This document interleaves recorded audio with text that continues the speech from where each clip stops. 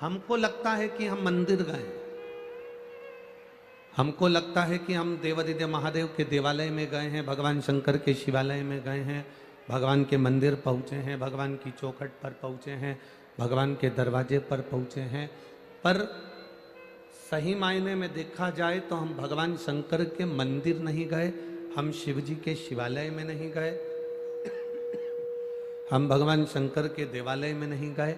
माना जाए तो हम अपने पिता के करीब में पहुंचकर अपने दिल की बात अपने बाबुल से, अपने पिता से कहने के लिए पहुंचे हैं महाराज। अपने पिता से कहने के लिए हम अपने दिल की बात बाबा देवादिदेव महादेव से कहने के लिए पहुंचे। आप आए हो कथा के अंदर, कथा में पहुंचे हो, बैठे हो, जहां आपको जगह मिली आप वहां बैठ गए। कई लोग तो छाता लगा लगा कर धूप में सुबह से बैठे हैं, और कई लोग ऐसे भी हैं जब कथा चालू हो गई, लोग ये मत सोचना कि सियोर वाले महाराज को खाना खिला रहे हो तो तुम्हारे पक्ष में बोलेगा है। हीरे जैसी कथा है, समझ गए तो तुम्हारे भाग्य खुल गए। अगर कंकर समझा और पत्थर समझा तो तुम्हारे जिंदगी में तुम कुछ नहीं ले पाओ। हीरे जो रस तत्व ग्रहण कर लोगे तो आप लोगों की आनंदता रहेगी। पत्र का एक पुष्प का क्या वर्णन है, एक पुष्प का क्या आनंद है।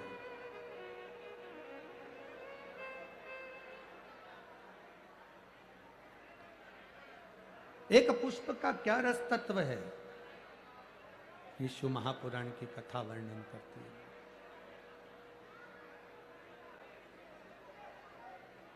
भगवान देवादिदेव महादेव की कथा तारकासुर को नहीं मालूम कि शिवरात्रि है श्राद्ध पक्ष की, उसके स्मरण में नहीं आ पाया कि ये श्राद्ध पक्ष की शिवरात्रि है, उसके स्मरण में नहीं आया कि ये शिवरात्रि कितनी मूल होती है, कितनी महत्ववान। इस शिवरात्रि की कितनी महत्वता होती है। शिव महापुराण की कथा कहती है, भाई श्राद्ध पक्ष में पड़ने वाली शिवरात्रि का स्मरण जरूर करिएगा। किसी नारी को अगर 32 साल भी शादी को हो गए हों और संतान नहीं हो रही हो, 30-35 साल हो गए, 32 साल हो गए, 28 साल हो गए, 15 साल हो गए, 20 साल हो गए और संतान का सुख नहीं हो, तो श्राद्ध पक्ष की शिवरात्रि की बड़ी महत्वता है, बड़ी महत्व।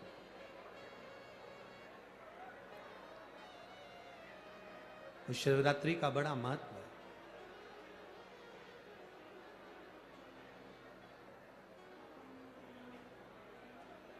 तारकासुर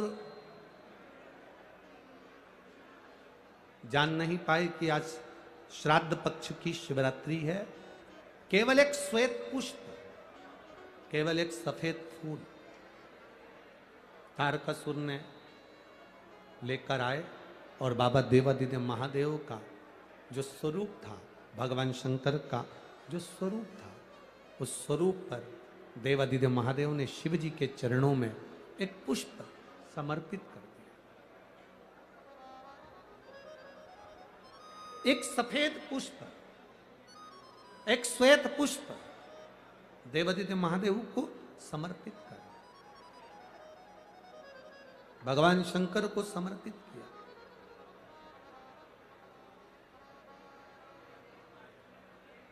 उसका फल क्या हुआ? आप लोग भी निवेदन है, प्रयास करना, पहले देख लेना, शायद हमारे हिसाब से तो 13 अक्टूबर को शिवरात्रि होना चाहिए। और भी आपके यहाँ के विद्वज्जन पंडित जन से पूछ लेना, नहीं तो पंचांग में या कैलेंडर में देख लेना कि अक्टूबर की श्राद्ध पक्ष की शिवरात्रि कब की है। जितने लोग आस्था चैनल पर सुन रहे हैं, जितने लोग फेसबुक यूट्यूब पर सुन रहे हैं, जितने लोग इस कथा पंडाल में जो दिल लगाकर और ध्यान लगाकर सुन रहे हैं, आप लोगों से निवेदन, प्रयास करना, एक सफेद पुष्प, एक श्वेत पुष्प बाबा देवादिदेव महादेव को 13 अक्टूबर को अगर शिवरात्रि है तो श्राद्ध पक्ष की शिवरात्रि के दिन बाबा देवादिदेव महादेव को एक सफेद पुष्प समर्पित कर देने पर अपने मन की कामना कर कर बाबा देवादिदेव महादेव 3 महीने वो कामना पूर्ण करता है। और जिसके यहाँ पर विद्वत जन ब्राह्मण जन ने कहा हो कि पितृदोष ज्यादा है या घर में शुभ कार्य नहीं हो रहा या तकलीफें ज्यादा हो रही हैं, कोई बड़ी बीमारी ने अगर घेर लिया है, कोई बड़ी तकलीफ सामने आ गई हो, तो उनको भी निवेदन करूंगा कि प्रयास करना कि एक सफेद पुष्प अपने हाथ से बाबा देवादिदेव महादेव को समर्पित करना।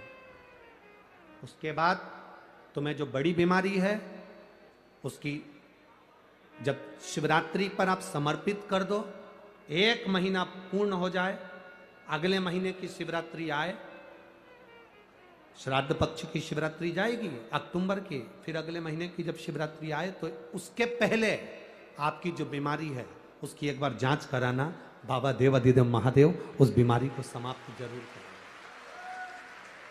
श्वेत पुष्प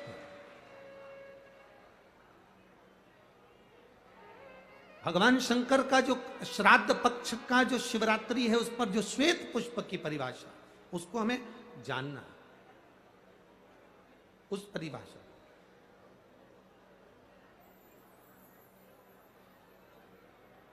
आप लोगों को मालूम होगा कि हनुमान जी पूर्व जन्म में कौन थे? बोलो रे कोटा वाला।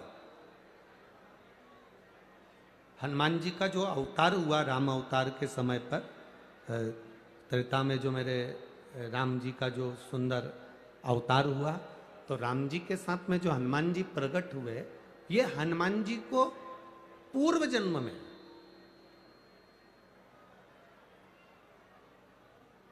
पूर्व समय में जो हनुमान जी को ये बानर का रूप मिला है, राम अवतार के समय पर हनुमान जी का जो स्वरूप प्राप्त हुआ, ये हनुमान जी पूर्व समय में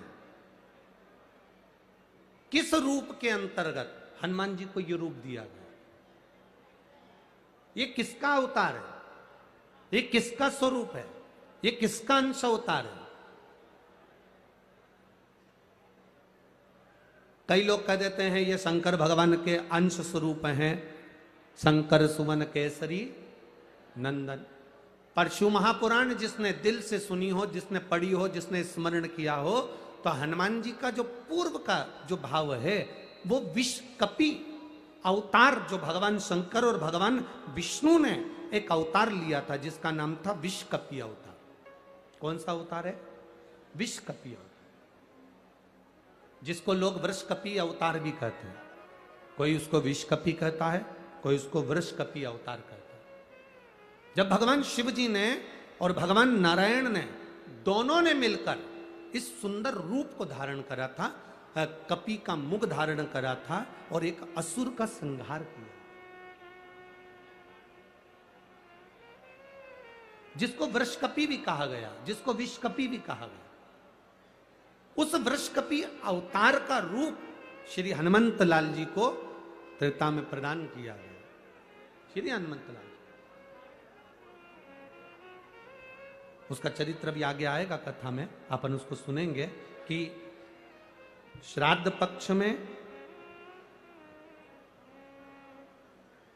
वृषकपि अवतार का महत्व क्या है, विषकपि अवतार की महत्वता क्या है। देव पितर शिव महापुराण में अगर 16 दिन श्राद्ध के होते हैं और 16 दिन श्राद्ध में से कोई भी एक दिन श्राद्ध का, जो तुम्हारी मर्जी पड़ जाए, जिस दिन तुम घर में फ्री हो, जिस दिन तुम्हारी मर्जी पड़ जाए, जिस दिन तुम्हारा मन कर जाए, उस दिन वृषकपि विषकपि नाम लेकर एक रोटी में थोड़ी सी शक्कर या गुड़, थोड़ा सा चावल,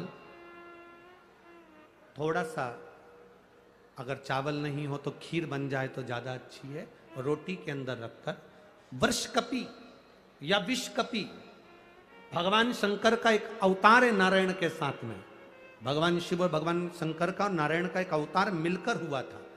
भगवान शिव और नारायण का मिलन से 3 अवतार हुए थे, 3 अवतार हुए हैं। एक हरिहर अवतार भी भगवान शंकर और नारायण के मिलन से हुआ, एक वृषकपी अवतार भी नारायण और शिव के मिलन से हुआ। तो जो वृषकपी अवतार है भगवान शंकर और एक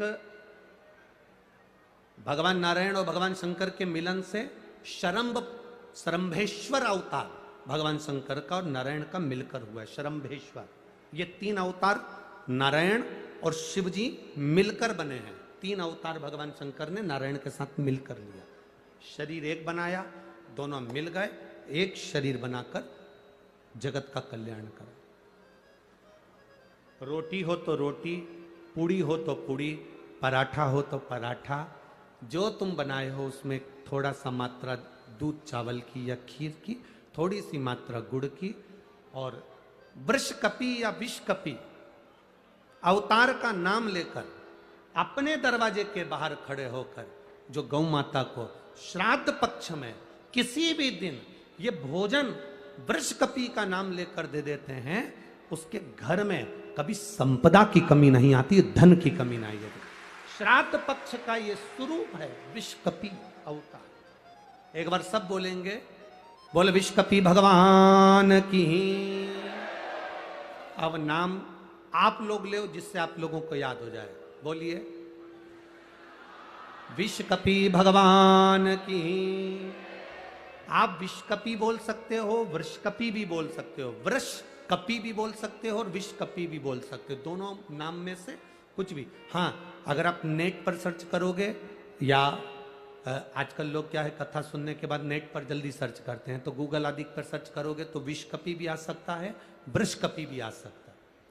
पुराण में अगर ढूंढोगे, शिव पुराण के अंतर्गत या स्कंद पुराण में या गर्ग संहिता में या कूर्म पुराण में, बरहा पुराण में अगर आप ढूंढेंगे तो उसमें वृषकपी और विषकपी कोष्टक में बना हुआ है। पहले आएगा विषकपी, फिर कोष्टक में आएगा वृषकपी।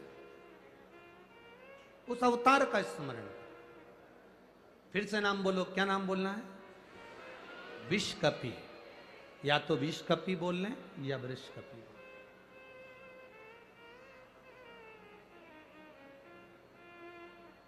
देव पितर कथा का ये सबसे सुंदर संवाद है विषकपी अवतार।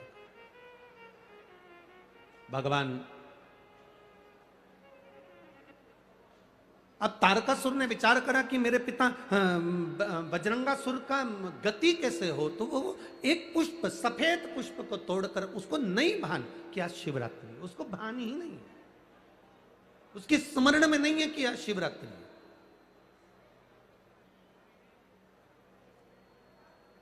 फूल तोड़ा, देवादिदेव महादेव के चरणों में समर्पित करा, शिव जी के नेत्र खुल गए। शंकर भगवान ने नेत्र खोलते से ही तारकासुर से पूछा, तुझे क्या चाहिए? तारकासुर कहता है, मेरे पिता बजरंगासुर की गति नहीं हुई है, वो भटक रहा। मेरी माता जब सोती है उनके स्वप्न में मेरे पिता आते हैं। मेरी माता वन में घूमती है, मेरे पिता उसके पीछे चलते हुए दिखते हैं। कभी कभी पितर, कभी कभी पूर्वज, हमको ऐसा लगता है कि हम काम कर रहे हैं और मुझे कोई देख रहा है। कभी कभी ऐसा लगता है कि मैं चल रही हूं, मेरे पीछे कोई चल रहा है। कभी कभी ऐसा भान होता है कि ऐसा लग रहा है कि कोई मुझे देख रहा है, कोई मेरे पीछे चल रहा है, कोई मेरे आगे चल रहा है। कभी कभी ऐसा भान होता है। तो उसके लिए यहाँ तारकासुर कह रहा है कि मेरी माता को मेरे पिता, मेरे पूर्वज नजर आते हैं, मेरे पिता की गति कैसे हो जाए। तब भगवान शंकर कहते हैं कि तारकासुर, एक तो तू असुर है, तू राक्षस है, और राक्षस होने के साथ साथ तू अपने पिता की गति की बात कर रहा है, ये तो मुझे हंसी आने वाली बात है। एक राक्षस कहे कि मेरे पिता का मोक्ष हो जाए, तो ये तो बड़ी हंसी की बात, ये तो बड़ी विचित्र बात। पर तुम पूछ रहे हो, भगवान देवादिदेव महादेव ने कहा कि तुम्हारे पिता की गति के लिए तुम ब्राह्मण भोज, संत भोज, गुरु भोज, दरिद्र भोज ये क्यों ना करते। तारकासुर ने कहा मैंने पूरी पृथ्वी को निमंत्रण दिया, कोई मेरे यहाँ भोजन करने नहीं आया, सबको भय लगा कहीं मैं मांस ना मिला दूं, गलत पदार्थ ना मिला दूं, गलत चीजें ना मिला दूं, उसका स्मरण ना हो जाए, इसलिए कोई मेरे यहाँ भोजन करने नहीं आया। शंकर जी उसी समय पर कहते हैं तेरे पिता की गति के लिए नंदी तुझे ज्ञान देगा। भगवान ने नंदी की ओर इशारा करा। नंदी ने तारकासुर से कहा सुन तारका, अगर अपने पूर्वजों को जल नहीं दे सकते, अपने पूर्वजों को तर्पण नहीं कर सकते, अपने पूर्वजों के लिए भोजन नहीं करा सकते, अपने पूर्वजों के लिए कोई तुम भाग नहीं दे सकते, अपने पितरों के लिए तुम कुछ नहीं कर सकते, तो नंदी ने तारकासुर से कहा एक मुट्ठी दुर्बा घास उखाड़ कर किसी गाय को खिला देना, उससे भी तेरी पिता की, तेरे पूर्वज की मुक्ति गति निश्चित है। ये नंदी का ज्ञान है, ये नंदीश्वर का ज्ञान। 16 दिन श्राद्ध में बन सके, आप अगर किसी को भोजन करा सके ठीक है, ना करा सके ठीक है, कुछ नहीं बने तो थोड़ी सी घास, थोड़ा सा ग्रास तोड़कर गौ माता को भी खिला देने पर हमारे पूर्वजों को, हमारे पितरों को मुक्ति प्राप्त हो जाती है, मोक्ष मिल जाता है। क्यों? गौ माता के शरीर में देवताओं का निवास है, उसको जानने वाला जान सकता है, बाकी के तो लोग आज के जमाने में हम क्या कहें, केवल दुनिया के लोग एक बात कहते हैं गौ माता की जय हो, गौ माता की रक्षा हो, रक्षा हो, रक्षा हो। हर मंच पर, हर जगह पर राजनेता, सत्ताधारी सब चिल्ला चिल्ला कर कहते हैं हमने गाय के लिए यह करा, हमने गाय के लिए वो करा। अगर तुमने गाय के लिए कुछ करा होता तो रोडों पर गाय आज भी कचरा खाती हुई नहीं दिखती।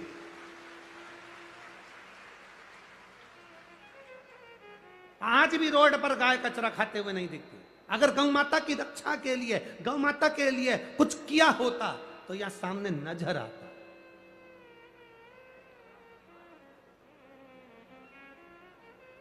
बहुत कुछ करती है सरकार, ऐसा नहीं कि गाय माता के लिए नहीं करती, करती है, पर ऊपर से पैसा चलते चलते चलते चलते नीचे तक आता है, नीचे भी और नीचे आता है और नीचे आता है। जो धन गौ माता में लगने वाला होता है वो दुनिया के लोग पहले हजम कर जाते हैं और गौ माता फिर भूख से बिलबिलाती रहती है।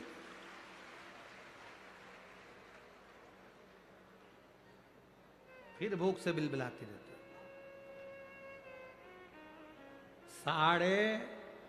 12.5 लाख कत्ल खाने ब्रेसिंग मशीन के हो गए हैं, जो भारत की भूमि पर कलंक की तरह है। 12.5 लाख कत्ल खाने ब्रेसिंग मशीन के हो गए। ब्रेसिंग मशीन के कत्ल खाने कैसे? गाय को मशीन में पहले 15 दिन तक गाय को भूखा रखा जाता है, कारण गाय के सफेद मांस को लाल बनाना है, क्योंकि लाल मांस की कीमत विदेशों में ज्यादा मिलती है, इसलिए ब्रेसिंग मशीनें बनाई गई। गाय को 15 दिन भूखा रखना, भूखा रखने के बाद गाय के पांव को मशीन में जकड़कर उल्टा लटकाना, फिर पानी का प्रेशर गाय के मुख पर मारना और गाय के मुख पर प्रेशर देकर गाय की श्वास को, रक्त को उसके मांस में मिला देना। जब 8 दिन तक गाय के मुंह पर प्रेशर मारा जाता है, तब गाय की श्वास और रक्त उसके मांस में मिल जाता है, तब गाय को फिर उल्टा लटकाकर काट दिया जाता है और उसके मांस को डब्बों में भरकर बेच दिया जाता है, जिससे मांस लाल हो जाए। गाय ब्रेसिंग मशीन में काट काट कर लोग उसको लाल मांस बनाकर बेच रहे हैं, और दुनिया के लोग कहते हैं गौ माता की जय हो, धर्म की जय हो। एक गाय भी अगर तुम्हारे शहर की, तुम्हारे क्षेत्र की, तुम्हारी कॉलोनी की, तुम्हारी सोसाइटी की, तुम्हारे मोहल्ले की, तुम्हारे गांव की, तुम्हारे प्रदेश की, तुम्हारे नगर की, तुम्हारे देश की एक गाय भी अगर कटती है तो इस राष्ट्र को भुगतना पड़ता है। ये उपद्रव, कहीं केदारनाथ जी में त्रासदी मच रही, कहीं भूकंप आ रहा, कहीं बाढ़ आ रही, कहीं बीमारी आ रही, कहीं कोरोना आ रहा, कहां से आ रहा? क्योंकि तुम गौ माता की रक्षा नहीं कर पा रहे। इतने बड़े बड़े मंच मिलते हैं, लोग चिल्ला चिल्ला कर कहते हैं होता जाता कुछ नहीं है, होता जाता कुछ नहीं है। थोड़े दिन तक चिल्लाते हैं, ठंडे पड़ जाते हैं, सब अपने अपने घर जाके सो जाते हैं, और लोग चिल्लाते रहते हैं गौ माता की जय हो, धर्म की, अधर्म का, प्राणियों में विश्व का कब होगा? लोग चिल्लाते रहे कल्याण हो, कल्याण हो, विश्व का कल्याण हो, ये सब कहते हैं, पर सबसे पहले अपना कल्याण सोचते हैं। विश्व का कल्याण बाद, पहले अपना। कहां गति? गौ माता को अगर एक मुट्ठी चारा भी, घास भी अगर खिला दी तो पूर्वजों का कल्याण है, पितरों का उद्धार है। ये नंदी ने तारकासुर को कहा, तारकासुर सुनकर आनंदित हो गए, आनंद, रसतत्व आ गया तारकासुर के भीतर। तारकासुर ने सुना, गया, घास लेकर गौ माता को दिया। गाय की आंख से आंसू बह रहे थे तो तारकासुर ने पूछ लिया, गौ माता मैंने तुम्हारे को घास खिलाया और तुम रो रही हो? गौ माता मैंने तुमको घास खिलाया और तुम रो रही हो? गौ माता कहती है, तारकासुर तू असुर है, मुझे कष्ट देता है हर पल, और आज तू घास खिलाने आया है तेरे पूर्वजों के उद्धार के लिए। ये तारकासुर की कथा नहीं, ये आप और हमारी सबकी कथा है। 16 श्राद्ध आई, दादाजी की तिथि आई, तो कंगा मंगा करके, डेंटिंग पेंटिंग करके गौ माता को बुला रही, ले आजा आजा आजा, ले ले ले। कोई ने पूछा क्यों काकी क्या कर रही हो? आज हमारे दादाजी की तिथि है तो गाय को रोटी देना है। गाय उधर जा रही, गाय ने मुड़ के देख लिया कि आंटी जी बुला रही है, पर गाय नहीं आई। गाय के पास में बैल खड़ा था, बैल ने गाय से पूछा, वो आंटी जी बुला रही, जा क्यों नहीं रही? तो गाय बैल से बोली, ऐसी आंटी को जान दे चूल्हा में। जब 16 श्राद्ध आती है तब मेरी याद आती है अपने बुढ़े डोकरों को मोक्ष देने के लिए, बाकी के समय तो डंडा लेके दरवाजे पर खड़ी रहती है। क्या करूं आंटी का और क्या करूं अंकल का? क्यों रे अंकल और आंटी? केवल 16 श्राद्ध आई, दादाजी की तिथि आई, दादी की तिथि आई, तब गौ माता की याद आई। जब तिथि चली गई, फिर दरवाजे पर गाय आई तो पानी डाल के, डंडा मार के, हट हट चल चल। गौ माता ने भी सोच लिया, तेरे यहां तो नहीं आऊंगी श्राद्ध में, चाहे कुछ भी हो जाए, नहीं आऊंगा। गति कहां है? अरे बाबा, शिव की आराधना का जो सुख है वो सुख कहीं नहीं। आप करो शंकर की आराधना, आप करो भगवान का गुणगान। था कह रही है, तारकासुर एक मुट्ठी घास खिलाकर अपने पिता बजरंगासुर का गति प्रदान कर देता है।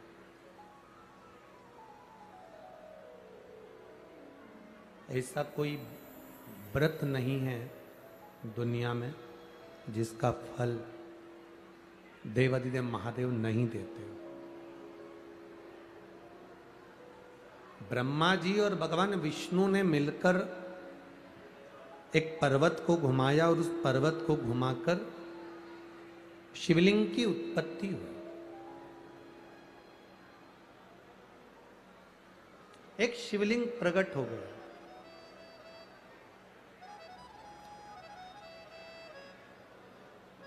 ब्रह्मा जी शिवलिंग का सिर देखने के लिए ऊपर की ओर गए और भगवान विष्णु चरण देखने के लिए पाताल में चले गए, जमीन में गए।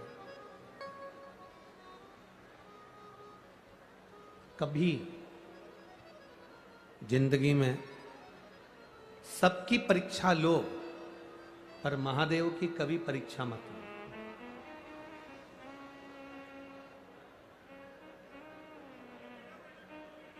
सबकी परीक्षा लो, पर महादेव की कभी परीक्षा नहीं।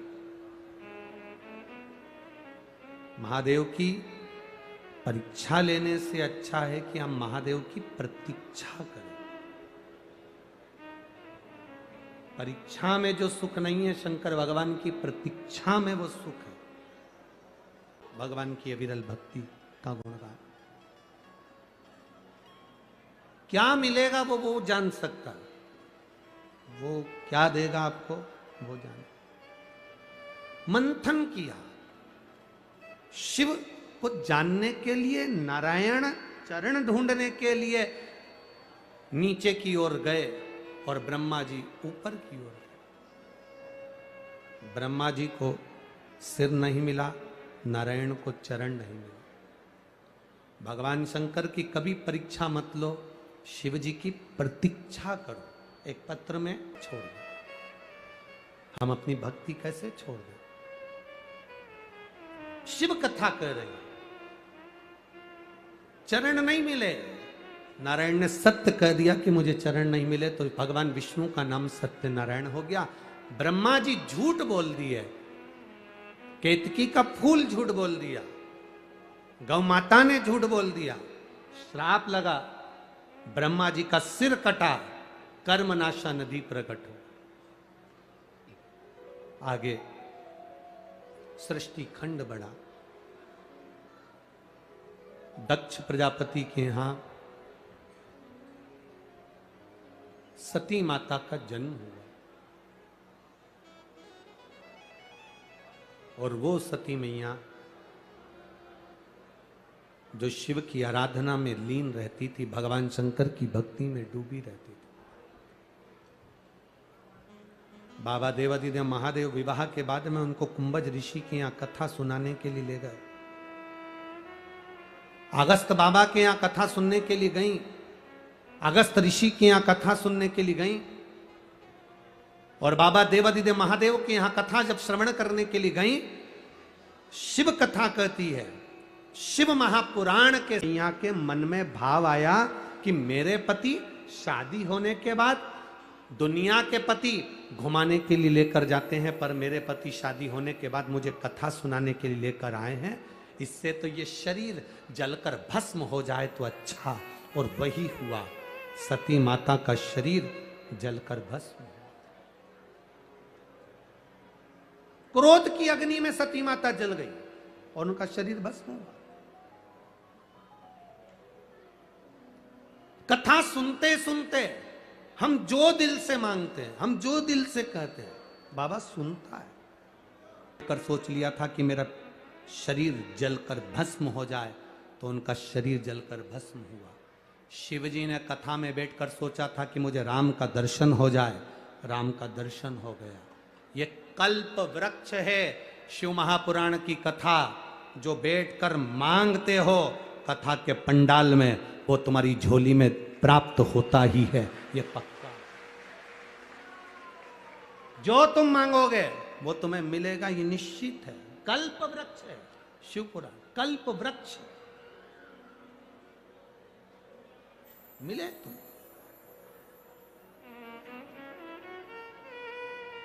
आया समय, सती मैया जलकर भस्म हो गई। सती माता हिमालय राज के यहां पर जन्म लेने की तैयारी कर।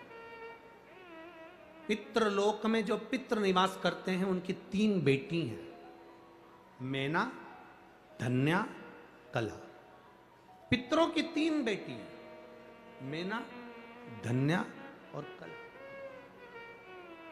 सनकाद ऋषि जा रहे थे, मैना, धन्या, कला अपने लहंगे से पहनकर जा रही थी। उनकी लहंगे की चोट सनकाद ऋषि की जंघा पर पड़ गई, जंघा पर।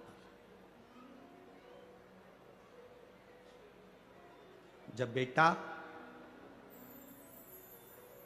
किसी एग्जाम में बैठ रहा है, सीए की पढ़ाई करे, इंजीनियरिंग की पढ़ाई करे, डॉक्टर की पढ़ाई करे, जो भी पढ़ाई बेटा कर रहा, कंपटीशन एग्जाम में बैठ रहा हो, हम ये कोटा में बहुत बच्चे कोचिंग करने आते हैं, हम उन बेटों से कहेंगे, उन बेटियों से कहेंगे, तुम हिम्मत मत हारो, अपनी हिम्मत मत हारो, टेस्ट दो, एग्जाम दो, एग्जाम के साथ,